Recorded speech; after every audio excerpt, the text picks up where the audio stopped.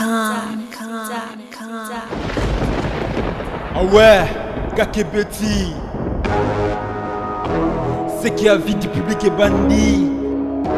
Y'a mon bon des fois Pembe. Didier Masuki. Andy Chou, Narcisse Descendant. Afrique, Amérique, Europe, Asie, avis du public. Et Zolandama. Afrique, Amérique, Europe, Asie, avis du public. Et Zotalément. Afrique, Amérique, Europe, Asie, avis du public. Et Zolandama. Afrique, Amérique, Europe, Asie, avis du public.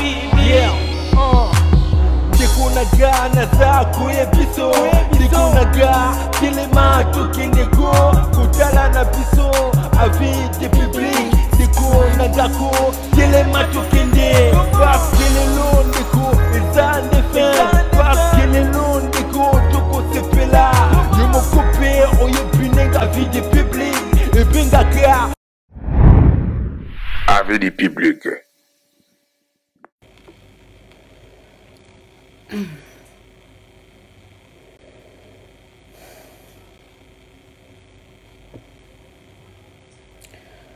Bonsoir à tous. Bonsoir. Bonsoir tout le monde.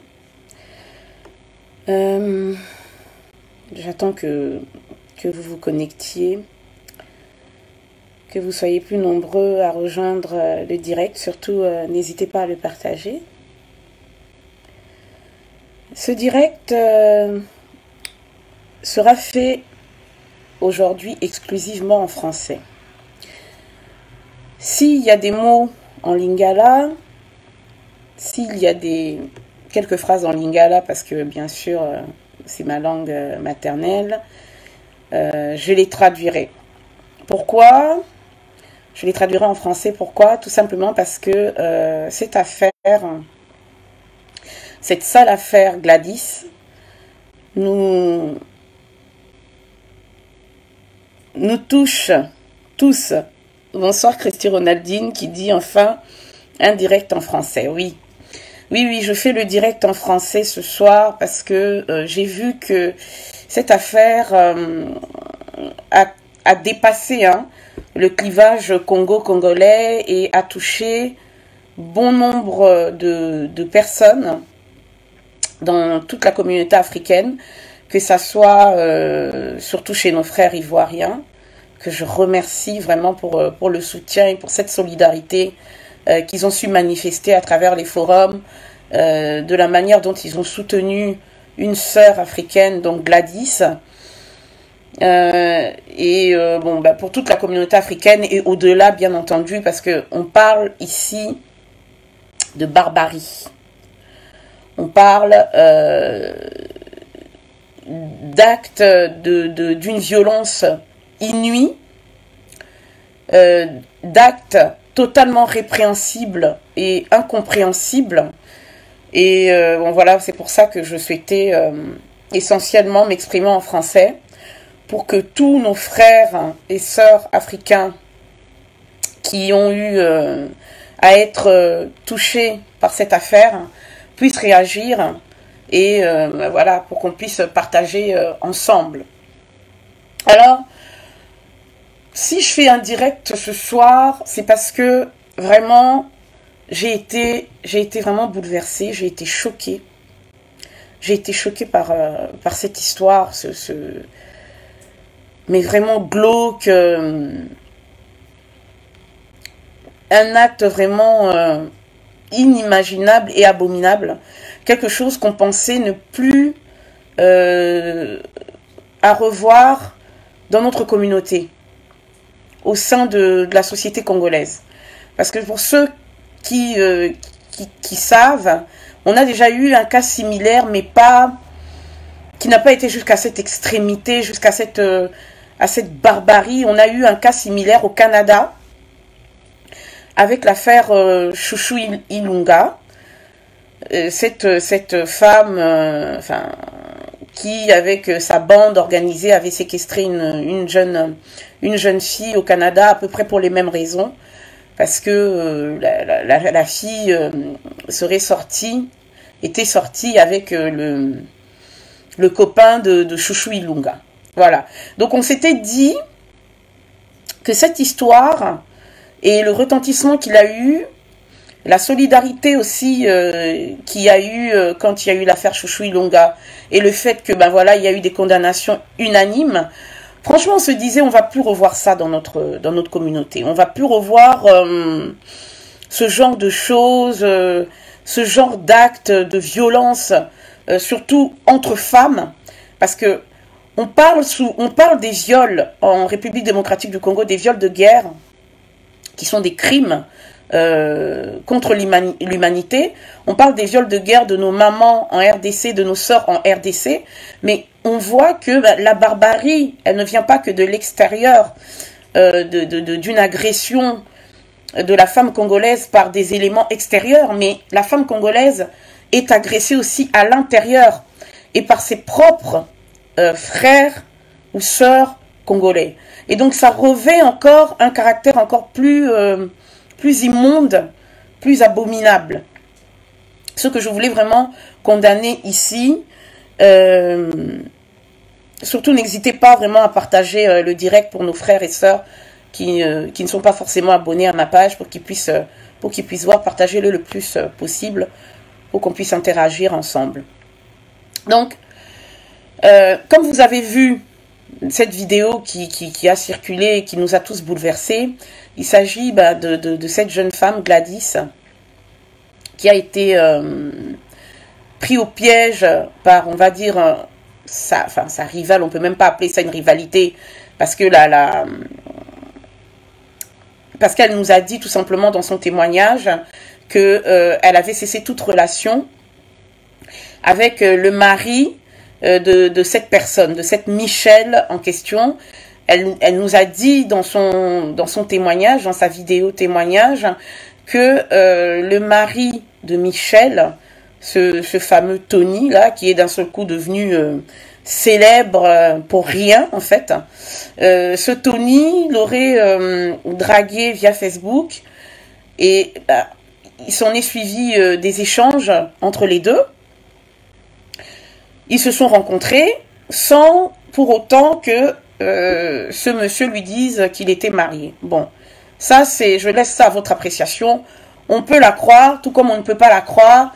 Mais moi, je choisis franchement de croire la personne, parce qu'elle a reconnu quand même la relation. Et je préfère lui donner le bénéfice du doute. Je préfère lui donner le bénéfice du doute. On part sur la base que cette jeune femme ignorait que le monsieur était marié. Parce qu'on sait très bien que les hommes qui sont mariés et qui s'amusent à draguer à l'extérieur ne s'amusent pas à crier sur les toits qu'ils sont mariés. Hein, on le sait. Donc, il est fort probable, fort possible que ce monsieur ait caché sa situation matrimoniale. Et voilà, Gladys, il s'est passé ce qui s'est passé. Ils ont fait ce qu'ils avaient à faire entre adultes consentants. Comme elle nous a expliqué, elle s'est rendue compte que voilà, là, c'était pas ça, que ça ne fonctionnait pas, ça ne marchait pas. Elle a mis court à cette relation. Malgré les insistances de Tony, etc. Et ils se sont perdus de vue. Bon, on est dans une situation où il y a eu quand même, on va dire, une traque. Cette jeune femme, elle a été traquée par son bourreau, qui n'est autre que la femme du Tony en question. Parce que la Michel est tombée sur, les échanges entre Gladys et son mari, et elle a décidé de continuer à converser avec Gladys, qui avait pourtant coupé tout contact avec son mari, en se faisant passer pour Tony. Voilà, bon. Je pense qu'on ne va pas trop revenir là-dessus. Vous avez vu ce qui s'est passé. Donc, il y a eu des échanges entre les deux. Le piège a commencé petit à petit à se refermer sur Gladys. Michel, qui vit à Bruxelles, qui vit en Belgique, a décidé de prendre carrément un billet d'avion. Hein? Elle a pris un billet d'avion pour aller punir celle qu'elle estime être sa rivale. Bon, Je tiens encore à préciser une fois ici, avant vraiment de développer notre sujet, que quand nous prenons la part de Gladys, nous ne prônons pas l'adultère, d'accord? Je ne suis pas là pour défendre toutes les maîtresses, je ne suis pas le porte-étendard des maîtresses ou des non-officiels, second bureau, troisième bureau, etc. Je ne suis pas là pour ça.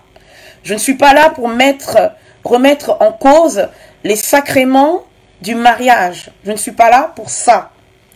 Je ne suis pas là pour me faire, disons, on va dire, la défendresse de toutes les femmes qui, entre guillemets, volent. Parce que vol, moi je n'aime pas utiliser ce mot-là. Un homme n'est pas un objet hein, qu'on peut dérober, qu'on peut voler à l'insu de son plein gré.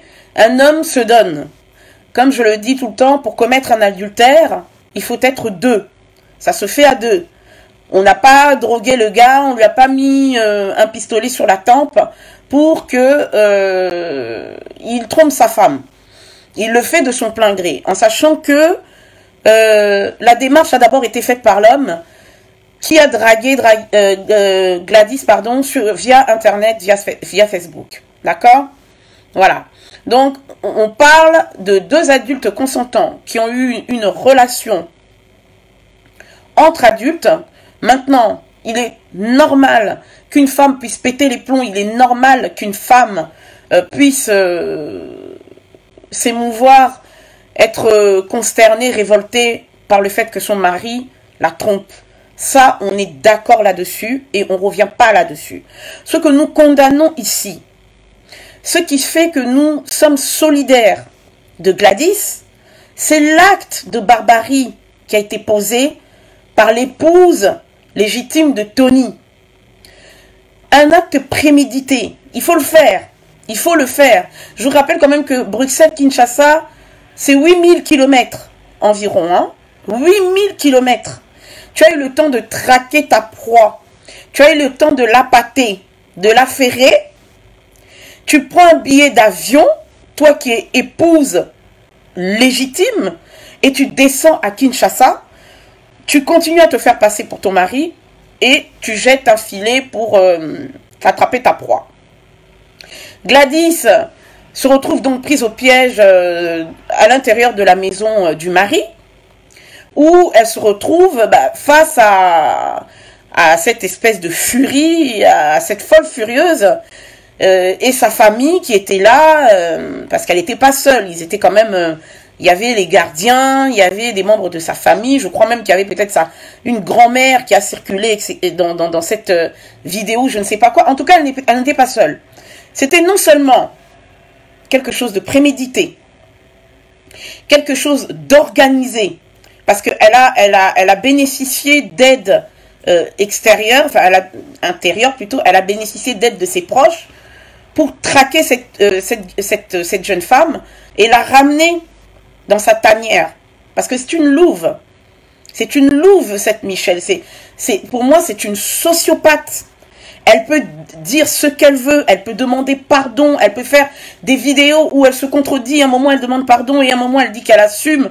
Et elle nous fait comprendre que voilà, elle a fait ce qu'elle avait fait. Parce que son honneur de femme mariée a été bafoué. Elle peut trouver toutes les justifications du monde. Elle peut trouver toutes les raisons du monde. Il n'y a aucun acte.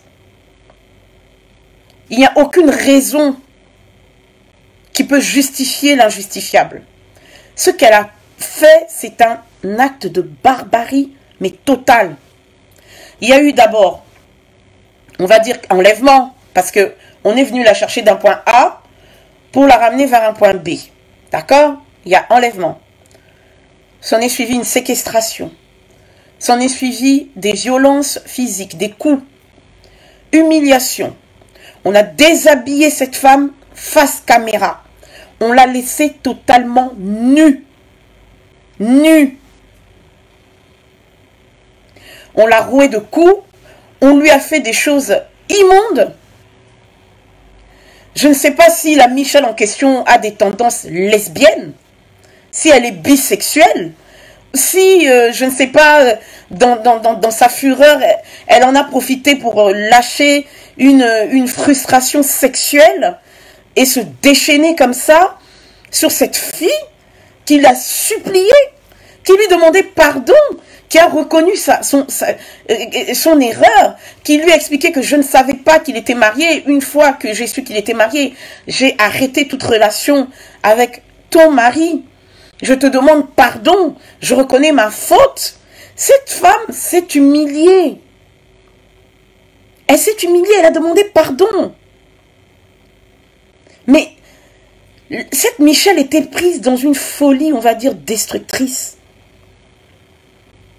Elle a été prise dans un engrenage destructeur. Parce qu'elle n'arrêtait pas de répéter « j'ai la haine, j'ai la haine, j'ai la haine, j'ai la haine ». Donc elle ne voulait rien entendre des déclarations de sa victime, qui l'a supplié de ne pas l'humilier. Elle était dans une posture de préméditation. Donc ce sont des circonstances qui sont aggravantes. Elle n'a aucune circonstance atténuante, cette Michelle.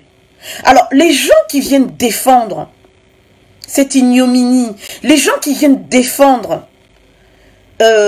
cette barbarie, sous prétexte qu'il faut se mettre à la femme, à la place de la femme, elle a été déshonorée, et patati et patata, comme si c'était la première femme au monde dont le mari avait des démangeaisons dans ses parties intimes. Il fallait absolument qu'il aille ouvrir sa braguette et fourrer sa cuillère dans n'importe quelle tasse. Ce n'est pas la première, ni la dernière. Et je pense même que dans la vidéo, elle reconnaît que son mari, que c'est pas la première fois que son mari fait ça. Je crois qu'elle le dit même à la jeune Gladys, qu'elle connaît ce genre de femme et que c'est pas la première fois. Mais alors, ma chère, si tu sais que ton mari est un récidiviste, si tu sais que ton mari a la braguette fragile, facile, si tu sais que c'est son genre de te tromper, ma chère, avant d'aller t'attaquer à cette jeune femme pour laquelle tu n'as manifesté aucune pitié, mais règle tes problèmes de couple avec ton infidèle de mari.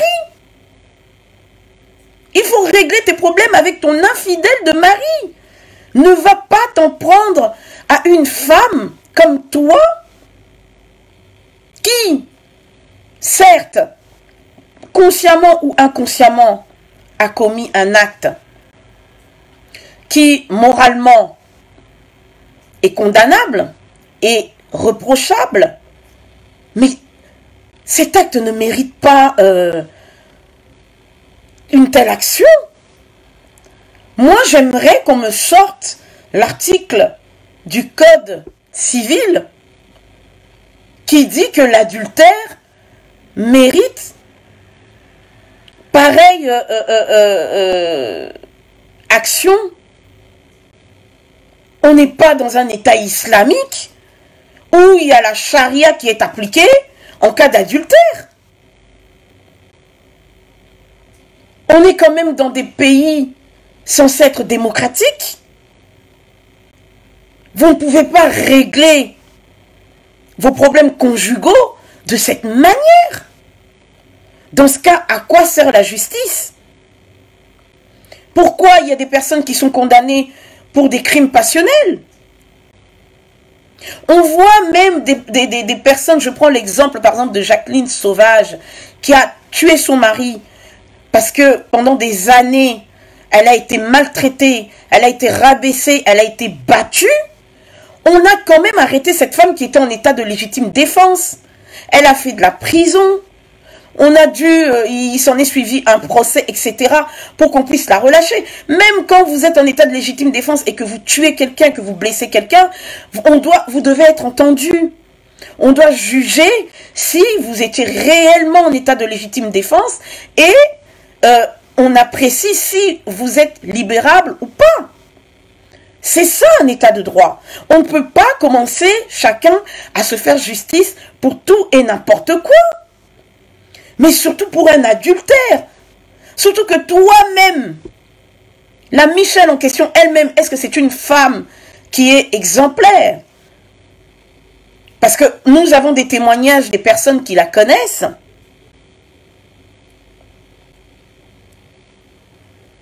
Vous voyez, nous avons des exemples de personnes qui la connaissent, des témoignages de personnes qui la connaissent et qui disent que, bah voilà, elle aussi, mais elle a commis l'adultère avec celui qui est actuellement son mari.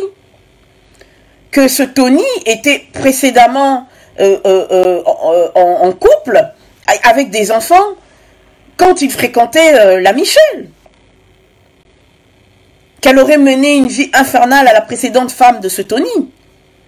Donc, comme on dit, bah, voilà, la vie c'est un boomerang. Hein. Ce que tu fais, ce que tu sèmes, tu finis toujours par le récolter.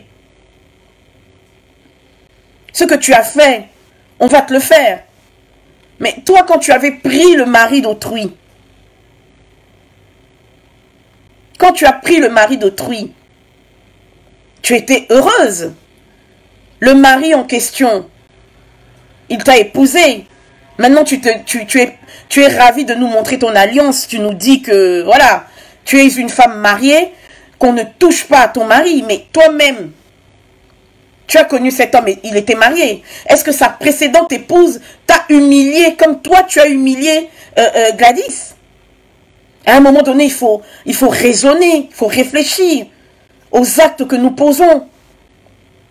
Une mère de famille, il paraît qu'elle a 4 ou 5 enfants. De je ne sais combien de pères différents. Je ne suis pas là pour juger sa vie personnelle ou voilà, on a tous notre vécu, on a tous notre passé. Nous sommes là pour parler d'un acte qui nous a tous révoltés, qui est l'acte de barbarie qu'on a posé envers contre Gladys. Moi, je ne suis pas là pour juger son passé. On est en train de la juger sur quelque chose de concret, de réel.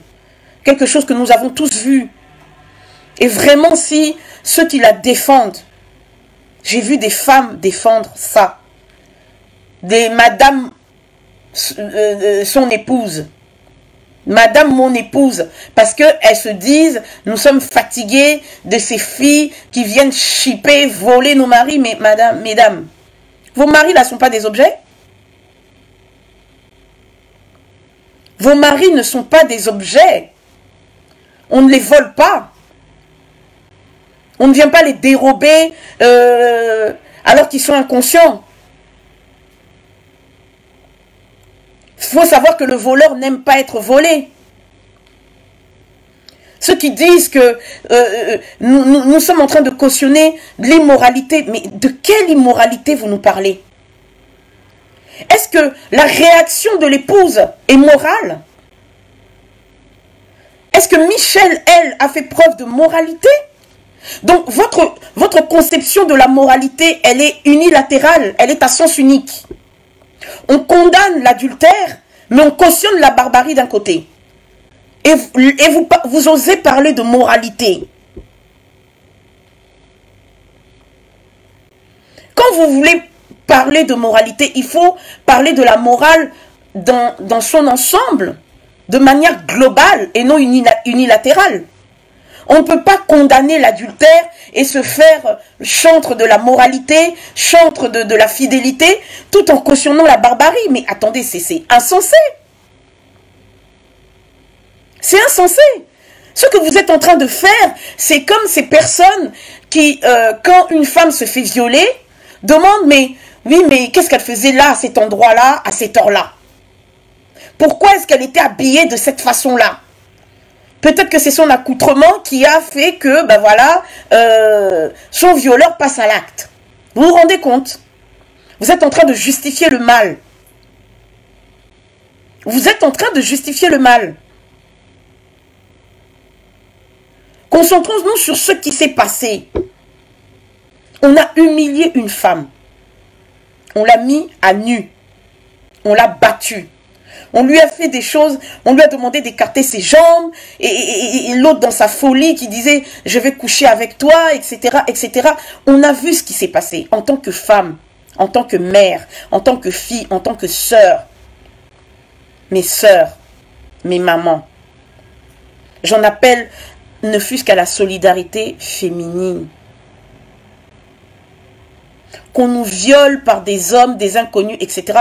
Mais que nous-mêmes, femmes, nous commettions le pire sur une autre femme, pour un homme. Tu vas gâcher ta vie. Tu vas sûrement peut-être aller en prison pour un homme qui n'en est pas à son premier acte d'infidélité. Tu vas laisser tes enfants, tu vas aller en prison pour un homme qui a laissé son épouse pour toi et qui te trompe. Tu savais en te mettant avec cet homme que c'était un homme infidèle. Parce que tu l'as trouvé dans les mains d'une femme. Ce qu'il a fait à sa précédente épouse, mais il va te le faire à toi. Donc tu ne dois pas être choqué. Et tu ne dois pas aller transmettre ta frustration sur une femme comme toi. Et l'homme dans tout ça. L'homme dans tout ça. Il fallait aller jusqu'au bout de ta logique. Parce que c'est ton honneur apparemment qui a été souillé. Il fallait aussi prendre ton mari. Tu as des frères. Tu as des oncles. Tu as des cousins. Parce que le mari était présent. C'est ça. Ce qui m'énerve encore plus. C'est ça. C'est le fait que cet individu, ce lâche était présent. Pendant qu'on torturait celle avec qui il s'est enjaillé, celle avec qui il a trompé son épouse, cet homme, si on peut appeler ça homme, parce que pour moi c'est pas un homme, hein. Ce gars c'est pas un homme, c'est une omelette. Cet homme s'est enfermé et a laissé sa folle furieuse d'épouse commettre des actes irréparables sur la personne de Gladys. Donc, vous là, les femmes là, qui en 2019, vous qui êtes mariés parce que vous pensez que le mariage est un trophée, pourquoi vous ne vous respectez pas en tant qu'épouse? Hein? Pourquoi vous ne gardez pas votre... Pourquoi vous ne vous drapez pas dans votre dignité d'épouse? Pourquoi vous vous rabaissez parce que vous dites que ces maîtresses-là qui vous piquent vos maris sont des moins que rien? Ces femmes-là ne vous valent pas, ne vous arrivent pas à la cheville. Mais maman, ma soeur, si tu sais que celle qui couche avec ton mari ne t'arrive pas à la cheville, que toi tu es la reine, la princesse, assise sur son trône, mais il ne faut pas descendre de ton trône. Garde ta majesté. Reste à ta place d'épouse. Règle tes comptes avec ton mari, ton infidèle de mari. Parce que c'est lui qui a prêté serment de fidélité. Les maîtresses là n'ont pas prêté de serment, n'ont pas juré qu'elles n'allaient pas coucher avec le mari des gens. Celui qui t'a prêté, quand vous êtes passé devant monsieur le maire ou devant le curé ou je ne sais quoi, quand vous avez fait vos serments d'amour, vous étiez deux. Celui qui a brisé le serment, c'est ton homme, madame. Donc, il est logique que ce soit ton homme qui paye les pots cassés. Il faut être deux pour commettre un adultère, mais il faut être aussi deux dans le mariage.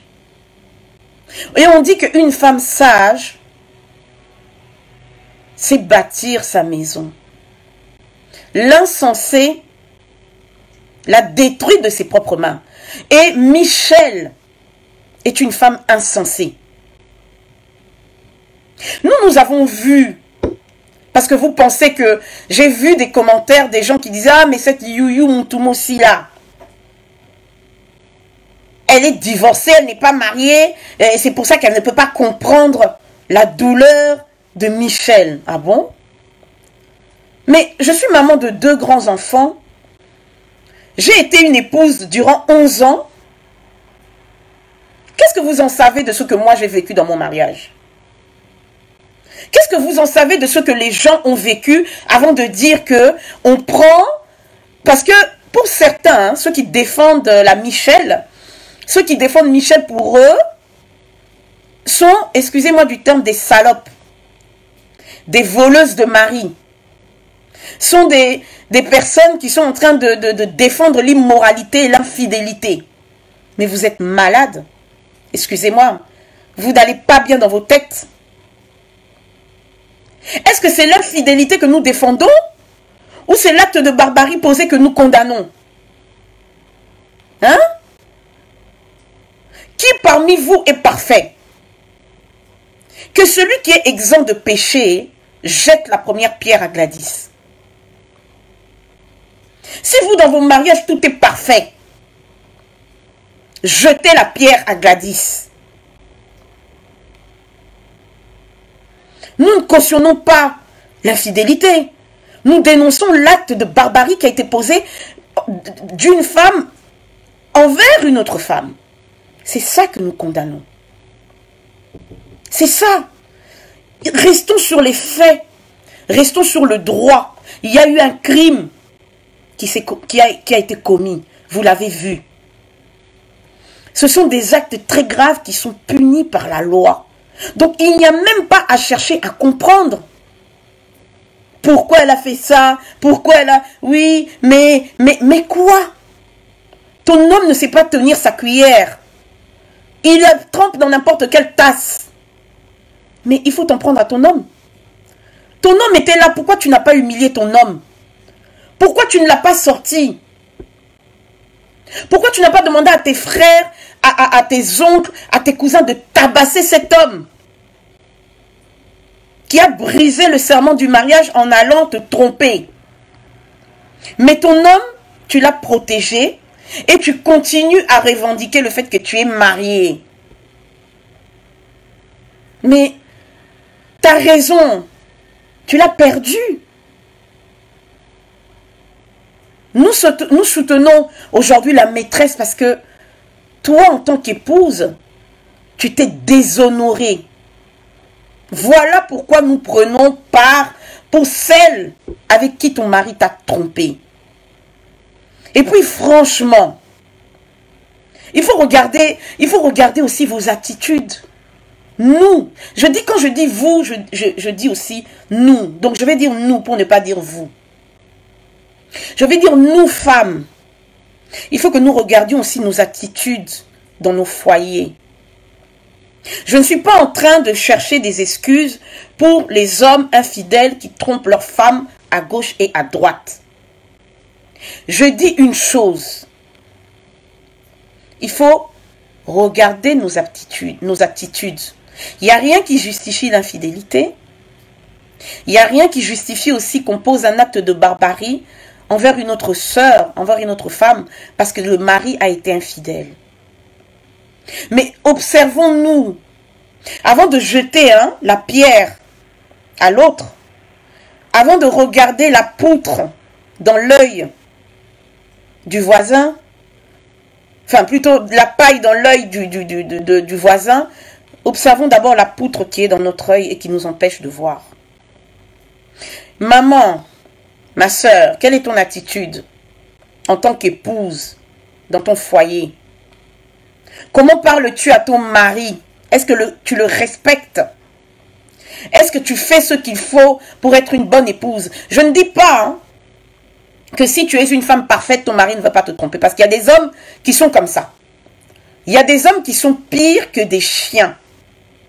Même s'il a la plus belle femme du monde, même s'il a la femme la plus compréhensible du monde, même s'il a la femme la plus sage du monde, si c'est un esprit qui est en lui, qui le pousse à chaque fois à aller voir ailleurs, il ira voir ailleurs. Je dis bien, nuance, je ne cherche pas des justifications pour les infidèles. Mais je dis que certaines de nos attitudes peuvent pousser à l'infidélité, peuvent pousser à la négligence peuvent pousser à la fissure au sein d'un foyer. Et quand je vois l'attitude de cette femme, de cette Michel, quand je vois sa sauvagerie, quand je vois sa barbarie, je me dis, mais attends, ma soeur, mais tu t'es trompée de... Je ne sais pas, il faut devenir catcheuse, boxeuse, ou peut-être garde du corps. Tu t'es trompée de vocation. Toi, tu es le genre de personne là que, je ne sais pas, on devrait t'insérer, les M23 devraient te recruter. Pour les non-congolais qui ne savent pas qui sont les M23, je vous invite à taper M23 dans vos moteurs de recherche Google. C'est un groupe armé, hein, soutenu par le Rwanda, le Burundi, etc. et qui commet des atrocités en République démocratique du Congo, surtout à l'est de la RDC, qui commet des viols de guerre, etc. Ce sont des criminels de guerre, des violeurs. Donc cette femme, cette Michel, pour moi c'est une M23, une recrue vraiment toute trouvée, une tortionnaire. Vous êtes là à humilier, moi je ne comprends pas, vous êtes des femmes, on vous a mariés, mais sois sûr de ton statut. Moi je ne peux même pas, en tant qu'épouse, le temps où j'étais une femme mariée avec mon mari à la maison, même si j'avais des soupçons ou quoi, je ne pouvais même pas me rabaisser, même à prendre le téléphone pour appeler ma... Je ne considère même pas ça comme une rivalité. Parce que quand tu connais ta valeur en tant que femme, tu ne peux pas te rabaisser à ce genre de choses. Moi, aujourd'hui, là, je ne peux même pas prendre mon téléphone. Moi, je ne peux pas prendre mon téléphone parce que j'ai des soupçons que mon mec me trompe. Prendre mon téléphone et puis me rabaisser. Peut-être même que ça, c'est avec une gamine, peut-être qui a l'âge de ma fille. Et puis, à mon âge, là, hein, maman que je suis, je vais commencer à m'embrouiller, à faire des statuts sur Facebook, à menacer. Oui, pourquoi tu as volé mon mari? Mais quand elle va me dire, mais ton mari, là, est-ce que c'est sac? Ton mari, là, est-ce que c'est portefeuille pour que je le vole? Qu'est-ce que je vais répondre? Parce que le mari, il a des jambes, il a un cerveau, il a une bouche. Le mari, quand il va te tromper, il le fait en son plein gré. Personne ne l'a drogué, personne ne l'a menacé avec une arme. Donc, si je suis une épouse ou une femme et que mon conjoint, mon compagnon me trompe, pourquoi je vais aller me rabaisser? Mais je vais lui régler son compte à lui. Je vais faire venir sa famille. Je vais l'humilier devant sa famille. Je vais lui montrer que tu n'es pas un homme. Que tu es une lavette, une omelette. C'est lui que je vais humilier.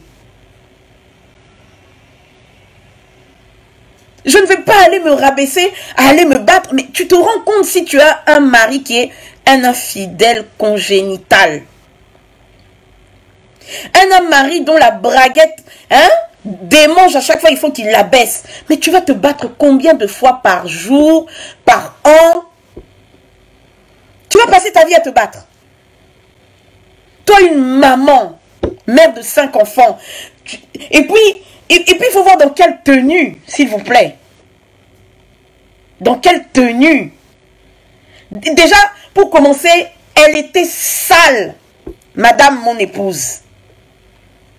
Elle a mis un short ou un caleçon, on ne sait pas de quel jour il datait, très sale, vulgaire. Moi, quand j'ai vu la personne qui a agressé, je me suis dit, mais il n'y a même pas photo. J'ai même compris l'homme. Je me suis dit, mais oh, mais franchement, hein, quand tu es une épouse, vaut mieux qu'on te trompe avec moins belle que toi, moins valorisante que toi. Mais quand on te trompe avec plus belle que toi, mieux éduquée que toi, parce que moi j'ai vu cette femme, Gladys, la façon dont elle demandait pardon. Elle n'a pas fait le gros dos, elle a demandé pardon. On voit déjà que c'est quand même quelqu'un qui est éduqué. Alors que toi, tu es la sauvagerie même. Avec ton corps dur là. de catcheuse. Tu prends l'enfant d'autrui, l'enfant des gens, tu la mets nue et tu t'assois sur elle et tu mets tes parties sur elle. Tu prends sa tête, tu la mets entre tes jambes. Comme tu étais là, ça se voit même que tu ne t'étais même pas douché. Ça se voit même que tu ne t'étais même pas douché. Parce que tu étais trop sale, trop vilaine, madame. Il fallait quand même te préparer un peu. Vu que tu savais que tu allais... Tu as jeté un filet, tu savais que tu as fait un guet-apens. Mais il fallait être à la hauteur. Il fallait être bien maquillé, bien présentable. Pour lui montrer que toi, tu es la dame de la maison, de la situation. Mais la maîtresse était propre. Même quand tu l'as laissée nue, qu'elle était nue, les seins à l'air, le sexe à l'air, elle était toujours plus propre que toi. Madame, son épouse. Tu étais tellement vulgaire, tellement sale.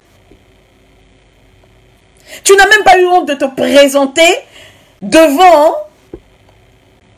celle que tu fustiges dans cet accoutrement.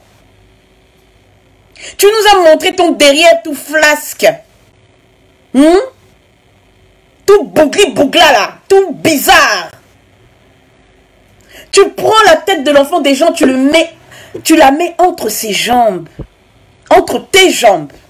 Je n'imagine même pas la pauvre, les odeurs qu'elle a dû ressentir. Une agression olfactive.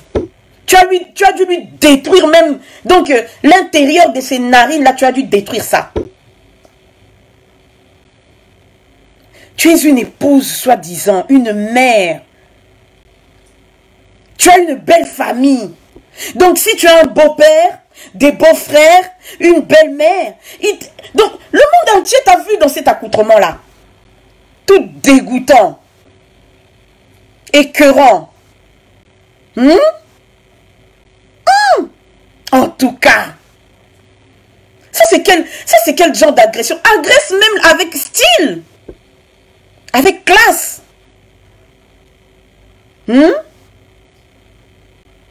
Tu n'as pas de manière, tu n'es même pas éduqué. Tu ne montres aucune pitié. Et quand on va sur ton mur Facebook, on voit des versets bibliques. Mais ça, c'est quel genre de Bible que toi tu lis? C'est quel genre de Dieu que toi tu adores? Parce que ça ne peut pas être le même Dieu que nous autres adorons. Parce que si vraiment tu es chrétienne, tu te dis chrétienne. Et en plus, j'ai vu qu'elle était la présidente d'une association qui vient en aide aux femmes ou aux enfants orphelins, quelque chose comme ça. J'ai oublié le nom de son association. Si quelqu'un peut me rappeler. Elle dirige une association qui vient en aide aux orphelins ou quelque chose comme ça. Hein? Elle nous abreuve de versets bibliques sur sa page Facebook, mais regardez le comportement. Même ta belle famille là, peut-être chez qui tu faisais semblant, a vu toute ta sauvagerie. Moi, si j'étais ta belle-mère, mais je dirais à mon fils, mais il faut quitter cette femme. Immédiatement. Parce qu'un jour, elle va te tuer. Vu que le fils aussi, il a la démangeaison de l'infidélité. Il a la démangeaison d'aller tremper son biscuit ailleurs. Mais je dirais à mon fils, ou si c'était mon frère, si c'est ce Tony-là, ce lâche-là, si c'était mon frère, je dirais, écoute, moi je te conseille une chose, tu n'as qu'à quitter cette femme. Va faire tes aventures, reste célibataire, comme ça tu vis ta vie. Quitte cette femme parce qu'un jour elle va te tuer. Dans son accès de rage, un jour elle va retourner cette rage contre toi. Moi, si j'étais ta belle famille avec l'acte que tu viens de poser, mais je vais te renier tout de suite. Tu as montré ta sauvagerie, ton manque de dignité, ton manque de classe au monde entier. Et tu t'attends à ce qu'on te comprenne. Et puis ces femmes, ces épouses-là, qui sont là par frustration, peut-être vous-même vous êtes des femmes trompées. Vos maris vont voir à gauche, à droite. Mais comme vous n'avez pas le courage, parce qu'il faut quand même avoir ce courage-là, cette audace, cette témérité qu'elle a eue, la Gladys, la Michelle. Alors vous êtes là à vous cacher derrière elle. Elle est devenue votre justicière, votre avenger. Comme vous n'avez pas le courage de parler à vos infidèles de mari, comme vous n'avez peut-être pas le courage d'aller boxer aussi les maîtresses de vos maris, vous vous cachez derrière la Michelle en disant que c'est bien fait. Ces femmes-là sont des briseuses de couple. Ah bon? Mais si ces femmes-là sont des briseuses de couple, toi, en tant que femme, il faut rester debout. C'est à toi de maintenir ton couple. Et si tu vois que ça ne va pas, mais tu laisses l'homme. Tu ne vas pas aller gâcher ta vie, tu ne vas pas aller gâcher ton honneur, ta dignité, perdre ta dignité pour un homme qui aujourd'hui, quand tu vas être arrêté, parce qu'elle dit qu'elle assume, hein, la Michelle, elle a dit qu'elle a assumé. Elle a fait un direct où elle reconnaît avoir séquestré Gladys, l'avoir battue. Donc ça, ce sont des preuves à charge qu'elle est en train de se mettre sur le dos sans le savoir. Parce qu'elle n'a pas l'air aussi très intellectuellement évoluée, si vous voyez ce que je veux dire. Parce que de toute façon, quelqu'un d'intellectuel ne peut pas poser un acte d'une bassesse aussi indescriptible. On voit bien qu'elle n'a pas les neurones en place. Cette femme est une sociopathe, une psychopathe. Elle demande pardon, mais la minute d'après, elle dit qu'elle assume et quelque part, on sent qu'elle ne regrette pas vraiment son geste. Qu'elle ne prend pas l'ampleur, la gravité de son geste. Pour l'instant, elle ne réalise pas. Elle joue les braves, hein, parce que de toute façon, c'est la seule attitude qui lui reste. C'est tout ce qu'elle peut faire. Jouer les braves. Parce que dans les réseaux sociaux, il faut qu'elle montre qu'elle reste debout. Et parce qu'elle a quelques fanatiques, elle a quelques arriérés comme elle, quelques décérébrés comme elle qui soutiennent son acte immonde.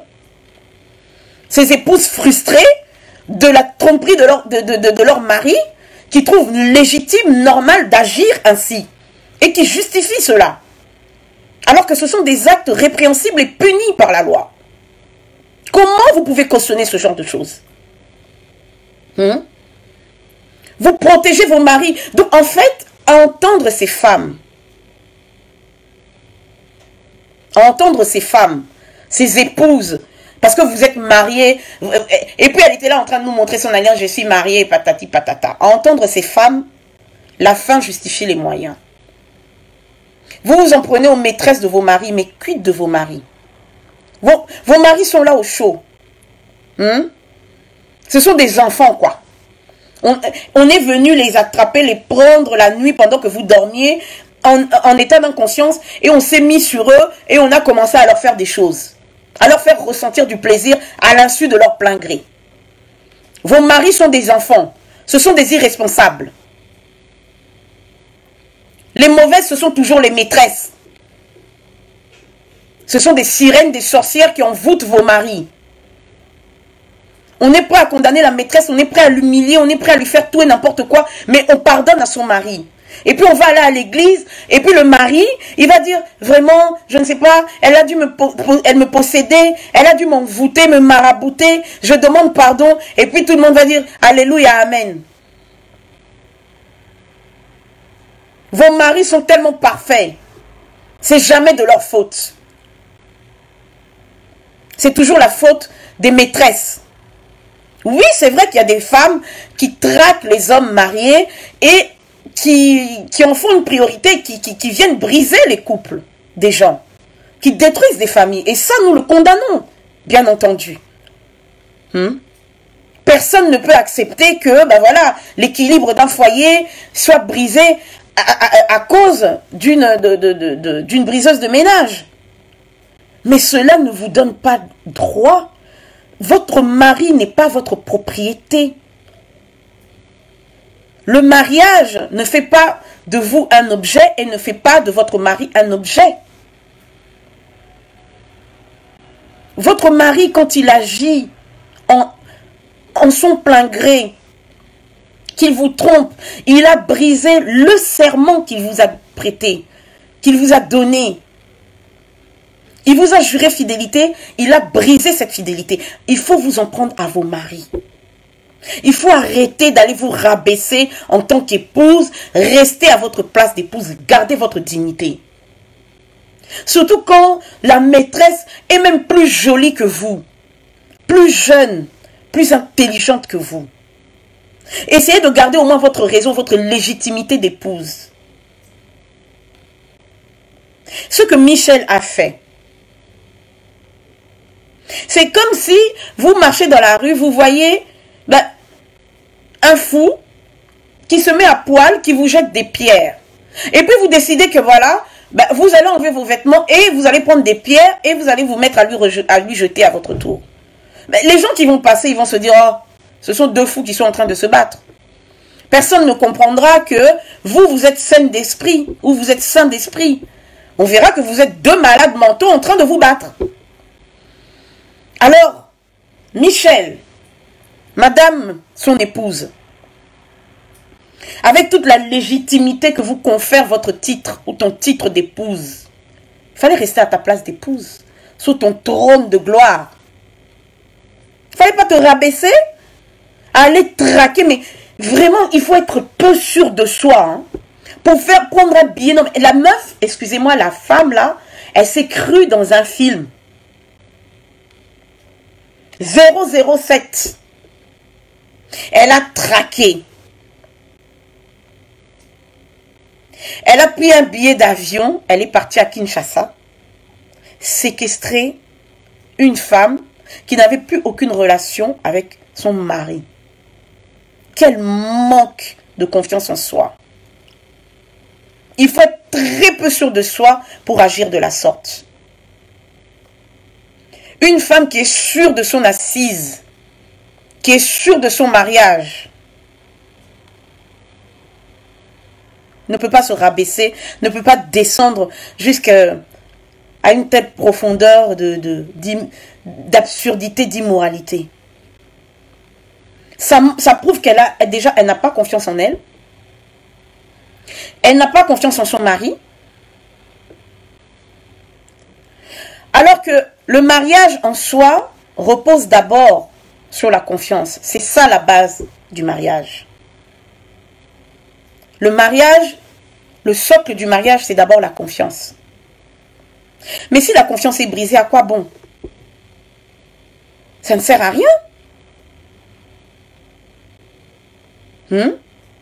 Tu vas jamais dormir, tu dormiras que d'un œil. Mais tu vas mourir d'un AVC, tu vas mourir de stress. Pour rien, ma soeur. Parce que dès qu'il sera au téléphone, tu vas sursauter. Avec qui tu parles? Dès qu'il aura 10 minutes de retard, tu vas lui faire une scène. Tu étais où? Avec qui? Et plus tu agiras de cette façon, et moins le mari aura envie de toi. Parce que votre foyer va devenir un enfer. Parce que tu vas devenir complètement parano. Du coup, tes enfants vont être affectés. Tu vas négliger ton foyer. Et le mari aura de moins en moins envie de toi. Logiquement, il ira voir ailleurs. Donc, c'est un engrenage, vous voyez? C'est un cercle vicieux. Alors, vraiment, mes sœurs,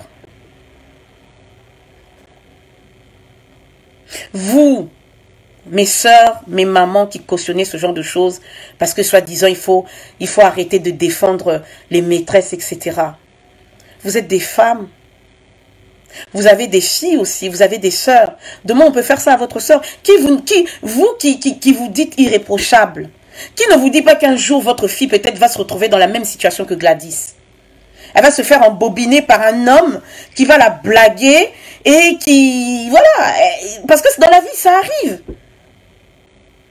Il ne faut jamais dire Fontaine, je ne boirai jamais de ton eau. L'eau que tu refuses de boire, tu vas te laver avec. Vous voyez? Dans la vie, on ne sait jamais ce qui peut arriver. Donc, ça peut arriver à ta sœur, ça peut arriver à ta fille, ça peut arriver à ta cousine. Ça peut t'arriver même toi-même aussi de tromper ton mari sur un coup de folie, un coup de tête. Une passion comme ça, ça peut arriver. Mais cela ne nous confère pas le droit d'abuser de notre statut d'épouse pour aller maltraiter une femme. Elle a quand même dit qu'elle a été violée, cette femme, cette jeune femme. Elle a été séquestrée pendant 2 jours selon son témoignage. On lui a fait des attouchements sexuels. Et ça, on l'a vu parce que on voyait comment cette Michelle prenait un plaisir malsain à tripoter les seins de Gladys. Elle l'a tapé, elle lui donnait des claques sur les fesses, lui donnait des claques sur les seins, lui tripotait les seins. Mais on voyait c'était vraiment du sadisme. Elle prenait un plaisir sadique à toucher le corps d'une femme comme elle. Donc moi je pense qu'elle a des relents de lesbianisme, elle doit être bisexuelle ou peut-être que quand elle a vu le corps de Gladys, elle-même elle s'est retrouvée envoûtée par ce corps. Parce qu'il faut dire que Gladys est bien foutue. C'est une jolie femme, une belle femme. Je crois que quand elle s'est retrouvée face à face avec elle, elle a dû vraiment avoir le vertige. Parce qu'à un moment donné, elle dit même, elle lui pose des questions, mais vraiment, mais il faut être malade. Qu'est-ce que tu ressentais quand tu faisais l'amour avec mon mari? Mais même la Gladys était choquée, elle a dit, mais maman, comment ça, qu'est-ce que je ressentais? Mais qu'est-ce qu'on ressent dans ces moments-là? Elle lui dit, pour ceux qui ne comprennent pas le lingala, elle lui dit à un moment, aujourd'hui tu vas me montrer ce que tu ressentais avec mon mari. Donc elle lui dit qu'elle va coucher avec elle. Ma soeur, si tu es lesbienne, hein, il faut assumer. Tu n'as qu'à laisser ton mari et aller te trouver une autre femme comme toi et assumer ton délire de lesbienne là. Parce que tu es lesbienne. On ne sait même pas si elle est lesbienne ou si elle est bi. Peut-être qu'elle est des deux. Elle est bi. Mais moi, j'ai senti qu'elle avait du désir pour la Gladys. J'ai senti ça. Parce qu'il y avait une telle perversité en elle. Elle prenait un plaisir sadique à torturer une autre femme, à toucher le corps d'une autre femme comme elle.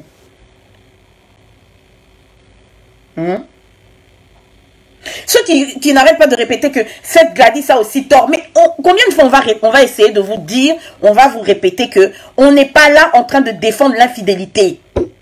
Il faut regarder aussi dans quelles circonstances cette infidélité a été effective, a été faite. Vous êtes là en train de dire que la Gladys, elle a tort, mais pourquoi vous ne condamnez pas aussi le mari? Pourquoi vous rejetez toute la faute sur Gladys? Gladys a tort, Gladys a tort. Oui, elle a tort, mais est-ce que son tort justifie l'acte de barbarie insensé qu'elle a subi? Mais on parle chinois ou c'est comment? Pourquoi vous vous focalisez sur le fait qu'elle a trompé, elle a pris le mari d'autrui? On le sait. Personne n'applaudit le fait d'aller coucher avec le mari d'un autre. Mais la Gladys là a tort. Mais alors dans ce cas-là, condamner aussi Michel qui a déjà fait ces choses-là avant. Gladys. On sait. Est-ce que vous pouvez juste vous focaliser sur l'acte en lui-même? C'était l'effet de la colère. La personne qui écrit que Michel a agi sous l'effet de la colère. Je ne sais pas si vous savez ce qu'est une préméditation. Quand il y a préméditation, on ne peut même plus dire qu'il y a colère. Parce que quand vous êtes en colère, vous pouvez commettre un crime sous l'effet de la colère, d'une colère instantanée, d'une violence subite qui vous saisit et vous commettez l'irréparable. C'est spontané. D'accord? Là, on est en train de parler d'une chose qui a été planifiée, calculée, préméditée. On n'est plus dans l'optique, on n'est plus dans la colère, on n'est plus dans le registre de la colère simple. D'accord? La colère, elle peut se comprendre le jour où elle a découvert les messages de son mari et de Gladys. Elle devait être en colère. Ça se conçoit. Là, on est dans une optique de vengeance. Comme on dit, la vengeance est un plat qui se mange froid. Ce n'est plus de la colère. Elle a planifié tout ça. Elle a mis des mois, parce que la relation de Gladys et du Tony, là, a débuté en mars et s'est terminé, je ne sais plus, en avril ou en mai, quelque chose comme ça. Et Michel aurait trouvé les messages, serait tombé sur les messages vers le mois de septembre-octobre. Et les faits que nous dénonçons ici se sont produits fin novembre, début décembre, quelque chose comme ça. Donc, elle a mis 2 mois, 2 ou 3 mois avant de passer à l'acte. Elle a eu le temps de booker un billet d'avion pour Kinshasa. Elle a eu le temps d'échanger des messages via WhatsApp en se faisant passer pour son mari avec Michel, avec Gladys. Elle a pris un téléphone qu'elle a donné à son cousin ou je ne sais quel membre de sa famille qui a prétendu que Tony était sous la douche et qu'il ne pouvait pas venir récupérer Gladys. Elle a envoyé une personne aller récupérer Gladys en voiture et pour la ramener dans sa tanière. Donc on n'est plus dans le registre de la colère. D'accord? Vous ne pouvez pas prendre ça comme de la colère. Ça, ce sont des circonstances aggravantes. La préméditation est une circonstance aggravante. Pourquoi quand il y a un procès et qu'on parle de meurtre avec préméditation ou de crime avec préméditation, on prend toujours plus cher? Parce qu'on a eu le temps de calculer froidement, de préméditer et de concevoir le crime. Alors arrêtez de vous baser sur des excuses de colère, ça ne prend pas. La colère, c'est instantané. La colère, elle n'est pas là pendant 3 mois. On est dans un registre de vengeance, de haine. Elle n'a pas réagi à chaud. Elle a pris du temps pour préméditer tout ça. Donc, toutes vos justifications là, inutiles que vous êtes en train de donner, pour moi, c'est nul et sans objet. C'est sans valeur. Ça n'a aucun sens. Arrêtez de chercher à comprendre, arrêtez de chercher de trouver des circonstances atténuantes, de trouver des excuses à cet acte immonde. Parce que dans ce cas-là, vous ne valez pas mieux qu'elle. Dans ce cas-là, on doit aussi interroger votre moralité. Vous êtes là en train de l'encourager, hein. Mais quand elle va se faire arrêter et qu'elle finira derrière les barreaux, je ne pense pas que parmi vous, ceux qui l'encouragent, qui disent « Bravo Michel, tu nous as vengé, nous les femmes mariées, les femmes bafouées, dont les maris vont voir à gauche et à droite, bravo ». Je ne pense pas que vous allez vous cotiser pour lui payer l'avocat. Ou que vous irez la voir en tôle. Ou je ne pense pas que vous allez vous soucier ensuite de ses enfants et que vous vous en occuperez. Alors arrêtez avec vos encouragements débiles. Ça n'a aucun sens. Si vous êtes frustré parce que vos maris vous trompent à la maison, réglez vos problèmes avec vos maris. Arrêtez de chercher des boucs émissaires. Il faut être 2 pour commettre un adultère. Quelle colère! Est-ce que la colère, donc parce que tu es en colère, tu as le droit de faire ça à l'enfant d'autrui? Tu as le droit d'exposer sa nudité, de lui demander d'écarter les jambes, de l'humilier. Hein? Devant le monde entier, combien de milliers de personnes ont vu cette vidéo? Et vous êtes en train de nous dire que c'est la colère. Elle a demandé pardon. Et alors, si le pardon suffisait, pourquoi il y a des tribunaux? Donc moi, demain, je vais aller tuer quelqu'un, je vais demander pardon et ça s'arrête là. Tu vas voler dans un magasin, on t'arrête, tu demandes pardon, on te dit, bon, ok, c'est bon, tu as demandé pardon, bon, allez, vas-y, c'est bon, c'est pas grave. Tu n'as qu'à partir. Non, mais vous êtes sérieux? Elle a demandé pardon, so what? Elle a demandé pardon et après? Est-ce que c'est son pardon-là qui va rendre sa dignité à Gladys? Vous vous rendez compte du choc psychologique, du choc moral, dans quel état elle est, cette femme? Cette jeune femme qu'on a humiliée devant le monde entier. Le pardon ne suffit pas. Et puis moi, son pardon, je ne le trouve pas sincère. Parce que chez nous, Congolais, Africains, surtout nous, les chrétiens, là, on sait que quand on demande pardon, on trouve des excuses. Oui, j'étais envoûté, c'est pas moi, j'étais envoûté. Le diable est rentré en moi, pardonnez-moi, allez, hop. Au nom de Jésus-Christ, je te pardonne. Non. Si le pardon suffisait, pourquoi il y a la police? Pourquoi il y a la justice? Le pardon ne suffit pas. Il faut qu'elle paye pour le crime qu'elle a fait. Le crime qu'elle a commis.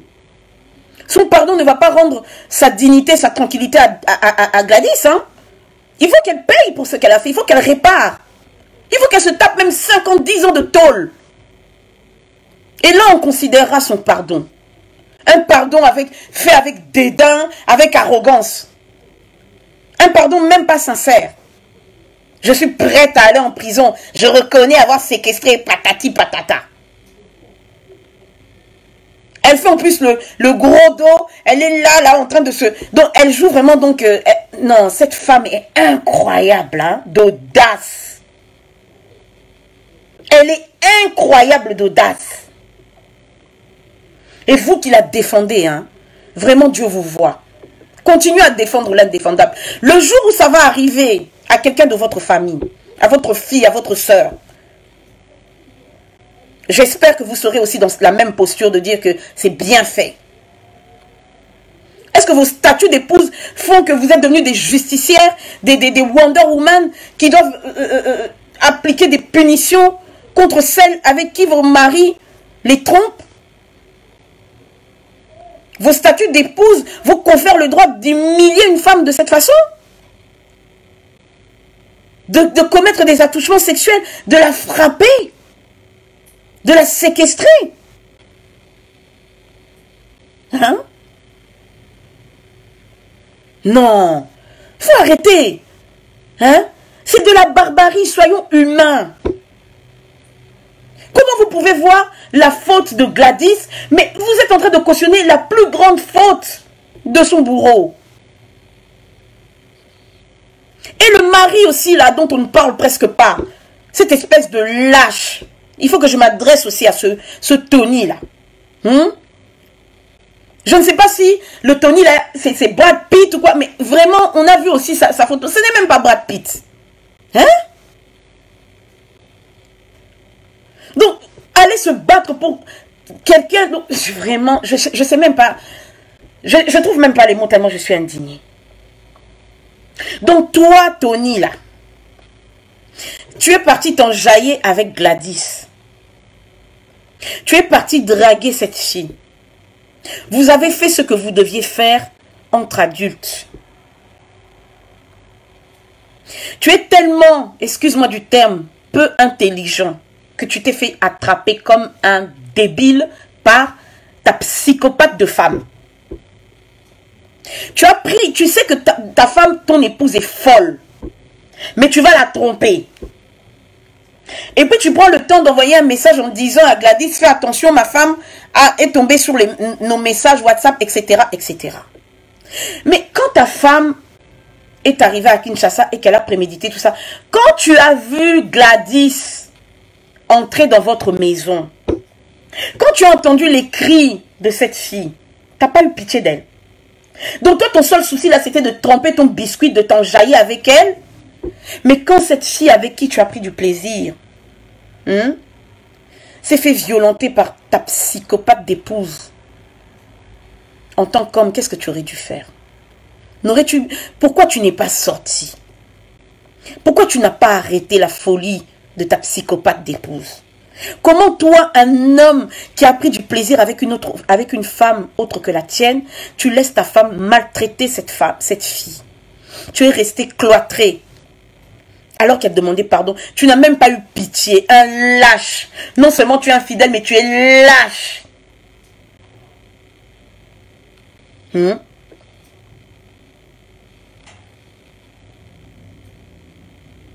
Les gens qui viennent me dire au tiki politique, tout ça, arrêtez vos histoires là. On n'est pas là, aujourd'hui il ne s'agit pas de parler de politique ou du Congo, on parle d'un fait de société. Et en tant qu'humains, nous avons le droit et le devoir de dénoncer ce genre de choses. Ne venez pas ici avec vos distractions s'il vous plaît, ne nous dérangez pas avec vos bêtises. Ce que nous sommes en train de dénoncer fait partie aussi de la politique. De notre pays, de notre société. Cette impunité doit cesser. On ne peut pas cautionner ce genre de choses. Au nom de je ne sais quelle morale, au nom de je ne sais quoi, de titre d'épouse, on ne peut pas cautionner ce genre de choses. Tony, tu n'es pas un homme, tu es une omelette. Un lâche qui n'arrive même pas à assumer ce qu'il a fait. C'est comme si cette fille-là a commis cet acte, cet adultère toute seule. Tu n'es même pas capable. Donc on voit déjà que ce Tony est contrôlé par sa psychopathe d'épouse. Parce qu'un homme, un vrai, tu assumes. Ok, d'accord, je t'ai trompé. Mais maintenant, comporte-toi en tant qu'épouse. On règle nos problèmes entre nous. Laisse cette fille en dehors de ça. À la minute où Gladys avait franchi les grilles de votre maison, tu aurais dû te lever en tant qu'homme et te dresser entre elle et ta femme. Tu n'aurais même pas dû permettre à ce qu'on aille chercher cette pauvre fille pour qu'on vienne la maltraiter dans votre maison. Et tu te dis un homme, tu n'as même pas eu pitié pendant qu'on l'a frappée, qu'on l'a maltraitée. Elle a dit que pendant 2 nuits, ton épouse... Est-ce que tu entendais ton épouse dire qu'elle voulait coucher avec ta maîtresse? Est-ce que tu trouves ça normal? Mais vous êtes quel genre de couple démoniaque? Ton épouse dit à ta maîtresse qu'elle va enjailler son corps. Qu'aujourd'hui, tu vas faire avec moi ce que tu faisais avec Tony. Et toi, ça ne te révolte pas. Ton épouse qui tripote les seins, les fesses d'une autre femme. Est-ce que ça t'excitait ou c'est comment? Hein?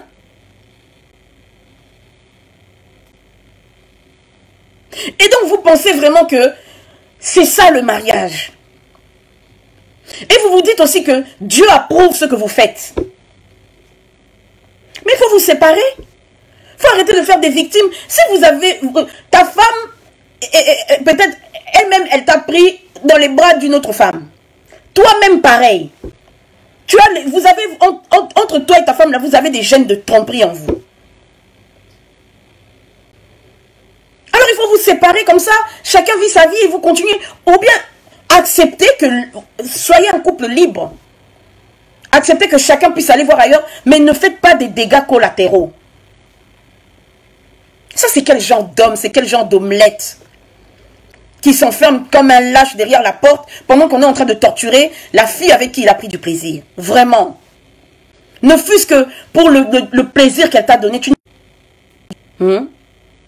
En tout cas, c'est ça que je voulais vous dire aujourd'hui. Je voulais nous dire à nous, femmes, épouses, mères, sœurs, filles, respectons-nous. Et respectons notre prochain. Le respect des autres vient par le respect de soi-même. Si tu es une épouse, que tu sais que ton mari te trompe, règle tes problèmes avec ton mari. Ne perds pas ta dignité. Si tu estimes que la personne avec qui ton mari est en train de te tromper n'arrive pas à ton niveau, reste à ton niveau, ne te rabaisse pas alors à son niveau. Comme ça, on va te respecter en tant qu'épouse. Règle ton problème avec ton infidèle de mari. Parce que demain, il va te tromper encore et encore. Celui qui trompe 1 fois, 2 fois, 3, le refait.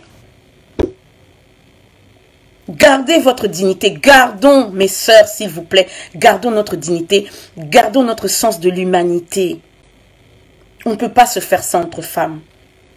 On ne peut pas. Pour un homme qui, si vous mourrez aujourd'hui, va refaire sa vie vite.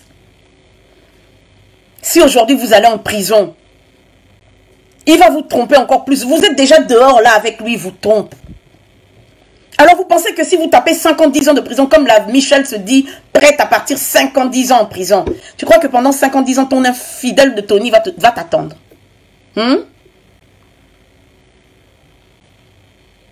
Gardons notre dignité. Tu es une femme, une épouse, garde ta dignité. Prends ta dignité, hein. Revêt-toi de ta dignité comme un vêtement. Garde la tête haute. Ne te rabaisse pas. Parce que là, vraiment, je suis mariée, je suis mariée. Où est l'attitude d'une femme mariée là-dedans? Hein? Où est l'attitude d'une femme mariée? Une femme mariée peut se montrer dans cette posture. Une femme mariée peut se présenter en caleçon, je ne sais pas quoi. Qu'est-ce qu'elle avait mis là, son caleçon bizarre, d'une couleur indéfinie? Ça, c'est une femme mariée, ça? Tu as montré ton derrière à ta belle famille? Ah non, il faut laisser les gens en mariage. Mariage, c'est quoi? Mariage, là, c'est diplôme. C'est mariage, là, qui va t'emmener au paradis. C'est mariage qui va sauver ton âme. Mariage, mariage. Hein? On n'est pas en train on n'est pas en train de désacraliser le mariage. On n'est pas en train de renier la valeur du mariage. Mais il faut donner de la valeur à ce mariage. N'est-ce pas? Il faut donner de la valeur. Vous savez, hein, vous pouvez avoir un vêtement de luxe, hein, qui coûte très cher. Mais si vous ne savez pas vous habiller, si vous ne savez pas associer les choses entre elles, votre vêtement de luxe ne servira à rien du tout. Vous pouvez avoir une montre qui coûte cher. Une montre qui coûte 30 000 €. Mais sachez qu'elle donne la même heure que la montre de la personne qui ne coûte que 30 €. La montre de 30 000 € et la montre de 30 € donnent la même heure. Tout n'est que vanité. Le mariage, ce n'est pas ça qui va vous emmener au paradis. Il faut d'abord chercher le royaume des cieux. Il faut sauver votre âme. L'acte là que tu as posé, Michel, anéantit même les sacrements de ton mariage. Tu n'es pas une femme mariée. Parce que tu ne connais pas la valeur du mariage. Si tu connaissais la valeur du mariage, si tu connaissais vraiment la valeur de ton statut d'épouse, tu n'allais pas te rabaisser à ce niveau. Mariage, mariage, mariage. Mariage, c'est devenu trophée. Faut nous laisser. Hein? Tu es marié, so what? Tu es marié, donc ça te donne le droit de ridiculiser, d'humilier, de battre une femme comme toi? Ton mariage, là, on t'a donné diplôme pour ça? Tu as fait quelle étude, là, pour être marié? Hein? Vous parlez de mariage, on dirait que vous avez des master degree, on dirait que vous avez des MBA. C'est quoi le mariage? Le mariage, c'est la confiance. Le mariage, c'est le respect entre deux personnes. Où est la confiance? Où est le respect? Ne venez pas parler de mariage si vous ne savez pas ce qu'est le mariage. Est-ce que tu as respecté ton sacrement? Est-ce que tu as respecté ton mariage? Venir nous dire que tu es marié, tu es marié. Tu es marié quoi? Montre-nous le diplôme de ton mariage. Hein? Le jour où tu vas mourir et qu'il y aura le jugement, tu vas ramener à Dieu le diplôme de ton mariage. C'est ça qui va t'ouvrir les portes du paradis? Mariage, mariage. Il faut nous laisser avec vos histoires de mariage. Là, c'est quoi même? Hein? Tu es marié, mais tu ne te respectes pas. Tu es marié, tu es là en train de nous montrer ton derrière tout flasque là, dans ton short indéfini, de couleur indéfinie. C'est ça une femme mariée? Reste digne. Tu nous fatigues avec ton mariage, c'est quoi même? Donc en dehors de mariage là, les femmes ne sont pas respectables. En dehors de mariage, point de salut, point de dignité. Donc vous là, quand Jésus va revenir, il va prendre que vous les femmes mariées, toutes les autres là vont rester. C'est ça? Il faut retourner, hein, lire l'histoire de la Samaritaine. Si vous pensez que c'est votre mariage qui va vous sauver.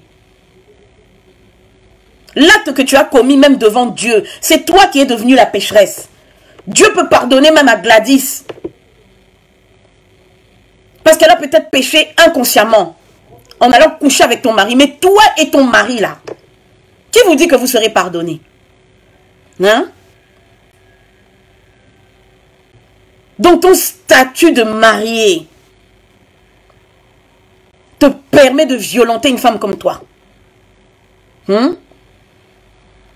Et ton bololé de mari là, ce lâche là qui se cache derrière. Moi je voulais voir aussi là, il fallait prendre les deux, mettre leur dignité en jeu comme ça là. Il fallait venir exposer le sexe de ton mari aussi. Que nous voyons vraiment s'il vaut la peine de... Que nous voyons vraiment s'il vaut la peine que tu te battes ainsi pour lui. Mariage là, hein, j'espère que c'est ça qui va vous emmener au paradis. Votre mariage. J'espère que le jour où Jésus reviendra, il ne prendra que les femmes mariées, nous les autres là qui sommes divorcés, surtout nous. Les divorcés là, on est comme ça. Pourquoi tu as divorcé? Pourquoi ceci, cela? Devant les femmes mariées. En dehors du mariage, point de salut. En dehors du mariage, point de respect. Le mariage n'est pas un trophée. Le mariage n'est pas la couronne de gloire avec laquelle vous devez vous revêtir pour écraser les gens. En tout cas, c'est ça que j'avais à dire. C'est ça que j'avais à vous dire. Respectons-nous, femmes. Il faut se respecter, garder notre dignité. Si tu es indigne, ton mariage ne vaut rien. Ton mariage ne vaut rien. Même une prostituée a plus de dignité. Même la prostituée sait dire non. Des fois, elle voit un client qui vient devant elle. Elle dit non, en tout cas pas toi. Pourtant, c'est une prostituée. Mais elle dit non. Parce que même la prostituée a ses critères. Elle sait que ça, je peux faire, ça, je ne peux pas faire. Mais toi qui es marié, tu as respecté ton mariage. Tu as respecté ta valeur d'épouse. Tu as respecté ta belle famille. Tu as respecté tes enfants. Tu as respecté ta famille. Le mariage. En tout cas, hein, quand tu seras au tribunal là-bas, il faut sortir ton diplôme de mariage pour expliquer au juge que je l'ai fait en ma qualité d'épouse. Et comme ça, le juge va dire, ok, ah, ok, d'accord. Oui, oh là là, oui, bravo. Comme c'est pour le mariage que tu as fait ça, en tout cas, on te laisse. Tu n'as qu'à rentrer chez toi, aller vaquer à tes occupations. Le jour du jugement, Madame Michel, il faut ramener ton certificat de mariée et expliquer au juge pourquoi tu as fait ça. Et puis comme on dirait que tu apprécies le corps d'autres femmes, je pense que quand tu iras en prison là-bas, on va te satisfaire. Le goût là de ce que tu as pris là-bas chez Gladys, on va te donner ça tous les jours. Puissance 1000. Mariage, mariage. Allez, laissez-nous dire. En tout cas, merci. Surtout, je voudrais aussi m'adresser à Gladys parce que j'ai parlé de ces deux psychopathes. Mon dernier mot, ça sera pour Gladys. Ma soeur, elle pensait t'humilier devant le monde entier. Mais nous, tes frères, tes soeurs, Congolais, Ivoiriens, Camerounais, Africains, et même ceux qui ne sont pas Africains, on a pris part pour toi. Elle pensait te rabaisser. Ma soeur, laisse-moi te dire que tu es beaucoup plus digne qu'elle. C'est ta nudité là qu'elle a exposée, hein. Mais c'est son âme qu'elle vient de dévoiler. Elle a le cœur noir, c'est une sorcière. Ma soeur, garde la tête haute. Ce qu'on a vu là, on a déjà vu. Des seins, on en a tous. Le sexe féminin, on a tous. Ne te fais même pas de soucis par rapport à ça. On n'a pas, nous, elle a exposé ta dignité, mais nous, on n'a pas vu ta nudité, pardon, mais nous, on n'a pas vu ta nudité. Nous, on a vu ton cœur, on a vu ton humiliation, on a vu que tu as été blessé. C'est ça que nous, on voit. Ne te fais même pas de soucis parce que ton image a circulé dans tous les réseaux sociaux. Non. Gladys, je te soutiens, ma soeur. N'écoute pas les haineux, ceux qui te condamnent, etc. Quel que soit l'acte que tu as fait. Ma soeur, garde la tête haute. Et aussi, je pense que c'est une grande leçon aussi pour toi dans ta vie. Vraiment, mes sœurs qui sont au pays, s'il vous plaît, ne vous laissez pas séduire comme ça bêtement par des hommes sur Internet et vous vous donnez comme ça. Vous ne connaissez pas les conséquences. Je sais que la misère en Afrique peut pousser nos sœurs à se donner comme ça, à se laisser charmer. Mais vaut mieux rester pauvre, hein, et conserver sa dignité qu'aller se donner comme ça et la perdre. Gladys, nous ne jugeons pas ce que tu as fait. Ça là, c'est Dieu là qui peut te juger. Tu vois? Mais nous, si aujourd'hui nous nous tenons à côté de toi, c'est parce que tu as été humilié. En tant que sœur, en tant que mère, en tant que fille, ce qu'on t'a fait, j'ai eu l'impression qu'on me l'a fait à moi. C'est pour ça que moi, Yuyu Mutumo, si je me suis dressée avec toi, pour toi, contre cette Michel. Je ne suis pas en train de cautionner le fait que tu aies pu avoir une aventure avec un homme marié. Que tu aies su qu'il était marié ou pas, là n'est pas le problème. Moi, je ne suis pas dans cette optique-là, de juger l'acte que tu as posé. Je suis dans l'optique de défendre ta dignité, en tant que femme, en tant que fille, en tant que mère. C'est ça que je voulais dire. En tout cas, ne t'embête même pas. N'écoute pas tout. Ils sont peu, hein. Ces décérébrés là qui soutiennent cette Michel, ces psychopathes, ces sociopathes, ils sont peu. On est peut-être 99,99% à te soutenir. Et il y a 0,1% là qui font du bruit pour rien du tout. Qui soutiennent cette barbarie parce que ce sont des barbares eux-mêmes. Nous, on est avec toi. On est avec toi. Tiens bon. On sait que c'est pas facile ce que tu as vécu. On t'a humilié. On a exposé ton corps. Mais tiens bon, ma soeur. Tiens bon. Et on fera le nécessaire ici, en Europe, comme cette espèce de psychopathe vit en Belgique. On va faire le nécessaire s'il faut se porter partie civile, s'il faut qu'on contacte les associations d'aide aux victimes, etc. Qu'on contacte Interpol, on fera le nécessaire pour qu'elle paye pour ce qu'elle t'a fait. Ça, moi, je t'en donne ma parole. Je te donne ma parole de mère, je te donne ma parole de sœur, je te donne ma parole de compatriote, je te donne ma parole de patriote et d'activiste. Ne regarde pas ceux qui sont en train de se moquer de toi. On n'a pas vu ta dignité, ta nudité. On a vu ta dignité. Alors, laisse-les parler. Elle a exposé ton corps, elle a cru te rabaisser, mais elle s'est rabaissée elle-même. Mais mes sœurs, pardon, pitié. Mes sœurs qui sont en Afrique. Je vous mets vraiment en garde contre certains hommes qui sont surtout ici en Europe, qui viennent au pays seulement pour profiter de vos charmes. Ils vont vous raconter des bobards qui ne sont pas mariés, etc., etc. Ne tombez pas dans le piège. La pauvreté ne peut pas vous pousser à perdre votre dignité. Restez dignes, mes sœurs. Ils vont jouer avec vous, utiliser vos corps et vous abandonner, retourner auprès de leurs femmes. Si vous tombez sur des psychopathes comme cette Michel, on peut vous faire ce que on a fait à Gladys. Alors s'il vous plaît, soyez sages. Mes sœurs, je vous en conjure, soyez sages. Ne vous laissez pas embarquer pour un sentiment de quelques minutes, un plaisir de quelques secondes qui peut vous emmener dans un trou noir. Mais Gladys, tiens bon. Je vais t'appeler. J'ai essayé encore de t'appeler cet après-midi, mais ton téléphone était off. Gladys, je vais t'appeler. Nous allons te soutenir. S'il faut te soutenir financièrement, si tu as besoin d'un avocat, nous serons là pour toi. Nous te soutiendrons. Pour qu'on ne voit plus jamais ça dans notre communauté.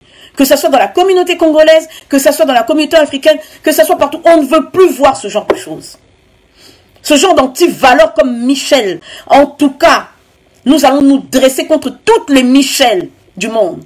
Donc quand je dis que je suis Gladys, ça ne veut pas dire que je soutiens l'adultère, que je cautionne l'infidélité. Quand je dis que je suis Gladys, c'est au même titre que je dis que je suis bénie, là où on massacre des Congolais, là où on commet des viols, des crimes de guerre. Je suis bénie, je suis Gladys, pour dire que je suis contre la barbarie. Parce que Gladys, ce qu'elle a subi, c'est un acte de barbarie. On doit d'abord premièrement condamner l'acte de barbarie en lui-même. Vous comprenez? C'est ça que nous devons faire, en tant qu'humains. En tant que mère, en tant que sœur, nous devons arrêter de juger un acte. Ça s'est passé entre deux adultes consentants. Le mari savait qu'il était marié, il a trompé sa femme. Point barre. Nous devons nous focaliser sur l'acte d'inhumanité qui s'est joué. C'est tout ce que nous devons voir. Ça ne justifie pas. L'infidélité ne peut pas justifier ce genre de choses. Et nous ne voulons plus jamais voir ce genre de choses. Ce genre de comportement primitif. Kanda, oui, on ne veut plus voir ça dans notre communauté. Alors je vous demande, s'il vous plaît, mes frères, mes sœurs, Ivoiriens, Camerounais, Sénégalais, partout, partagez cette vidéo. Et s'il vous plaît, soutenons notre sœur Gladys. Ne voyez pas qu'elle est congolaise ou quoi. Voyez d'abord que c'est votre fille, c'est votre sœur, c'est une femme. Ça peut arriver demain à votre sœur, à votre fille. On ne peut plus accepter ce genre de choses. Nous devons condamner ça avec force et vigueur. Nous devons rejeter ça, mais vraiment de la plus vigoureuse des manières. Gladys, garde ta tête haute, ma chérie. Garde ta tête haute. On est avec toi. Je te répète encore, on n'a pas vu ta nudité. On ne voit que ta dignité. Garde ta dignité. Ne t'en fais pas. Toutes ces images-là, on a déjà vu pire. Hein? On va oublier tout ça. Mais toi, sois forte. Sois forte et nous allons te soutenir. Et je demande aussi à la famille de Gladys, s'il vous plaît, n'abandonnez pas votre fille. Ne jugez pas seulement l'acte qu'elle a commis. Ne voyez pas qu'elle a peut-être amené la honte dans votre famille, etc. Il faut soutenir Gladys psychologiquement, moralement, dans la prière. S'il faut qu'elle aille voir un psychologue, je ne sais pas quoi, je sais que là-bas au Congo, c'est pas facile, mais il faut lui parler, ne la laissez pas s'isoler. Je ne le souhaite pas, hein, mais il y en a qui se sont suicidés pour moins que ça. Toute cette pression, tous les yeux qui sont braqués sur elle en ce moment. Tous les yeux qui sont braqués sur elle, tous ceux qui la jugent, tous ceux qui se moquent, tous ceux qui... Non, elle est vraiment... J'imagine même pas dans quel état moral cette femme est en ce moment, cette jeune femme. Donc nous sommes Gladys. Nous sommes tous des Gladys. Nous réclamons la justice pour Gladys. Et pour toutes les Gladys du monde. On ne peut pas accepter, cautionner ce genre de choses. Soutenons-la, s'il vous plaît. Mes frères, mes soeurs, je vous en conjure, il faut soutenir Gladys. Ne jugeons pas ce qu'elle a fait ou quoi. Dénonçons d'abord l'acte pour lequel elle est devenue victime. Soutenons-la. Elle en a besoin. Elle doit se sentir soutenue. Et nous devons nous dresser contre toutes ces psychopathes, des Chouchou Ilunga, des Michel, je ne sais pas quoi. Il faut soutenir la victime. Parce que ce qu'elle a subi, c'est un viol physique, mais aussi un viol moral.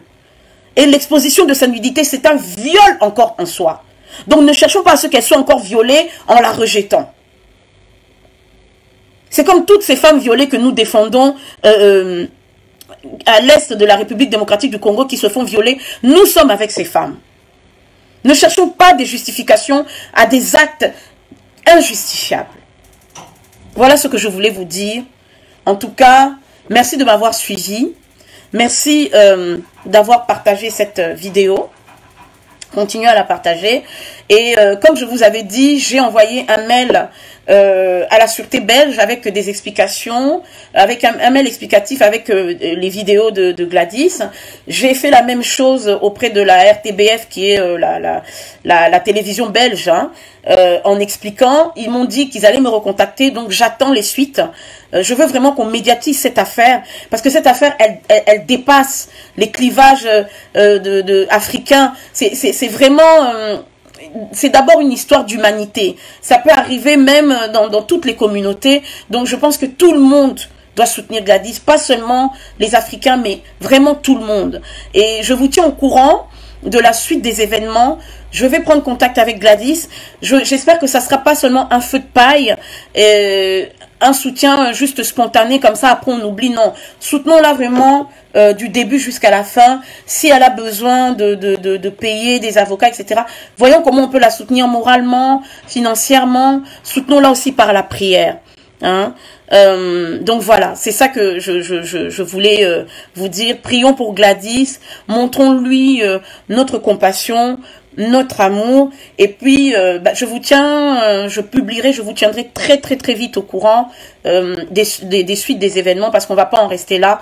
On va saisir la justice belge pour que Michel soit arrêtée, qu'elle soit condamnée, et qu'il n'y ait plus jamais ce genre d'acte, que ça serve de leçon à toutes les futurs Michel qui ont ce genre d'intention.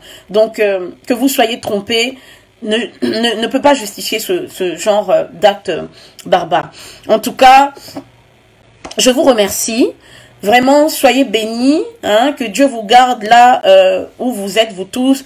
Je sais que beaucoup de frères ivoiriens, sénégalais, maliens, camerounais m'ont écrit. Je vous remercie vraiment infiniment de votre soutien, de vos encouragements.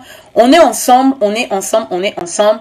Que Dieu vous bénisse et qu'il vous garde. Et je vous tiens au courant. À très bientôt. Allez, des bisous à tout le monde.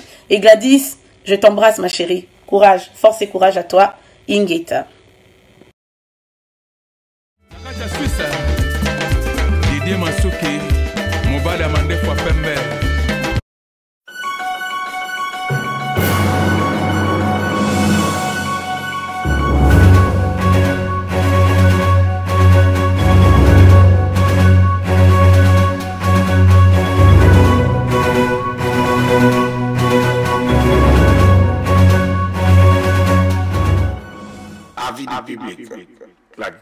dans la différence.